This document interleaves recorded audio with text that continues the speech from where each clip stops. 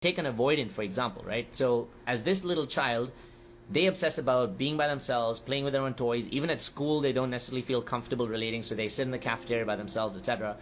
When they get into creating romantic relationships, their desire, every human's desires for connection, because we're social beings, you can't avoid it. So the deep down desire, which is the vulnerable inner child's honest desires for love, so they go out to someone and say, hey, I'd love to be in a relationship with you. Now the other person thinking, wow, that's great, let's be in a relationship, they get together.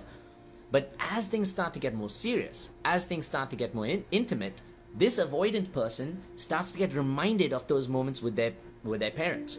And so this avoidant in this moment is like, oh my god, this girl is asking me to move in, this girl is telling me she loves me, this girl is telling me like all this shit, like, oh my god, this is fucking crazy, because like this is not a conscious thought, these are all subconscious thoughts.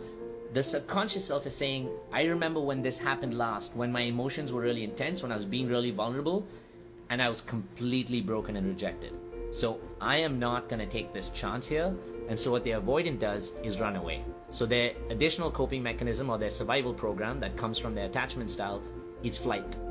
And so they, to mask this, they start obsessing about work. They start obsessing about hobbies, about travel, about animals, any of those things, as long as it doesn't make them create vulnerable human connection with another human being. And that's how their attachment style now perpetuates their attachments in relationships continuously.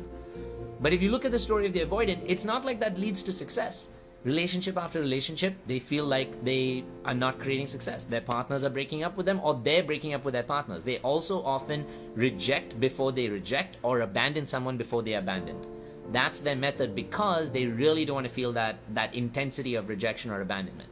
They do it because they're afraid, not because they like feel so confident in themselves. So I just want to tell you that when you go through this with an avoidant, if you've had an avoidant partner, recognize that they're also really hurting, but their coping mechanism is to do what they did with you, or not just with you, to do what they did.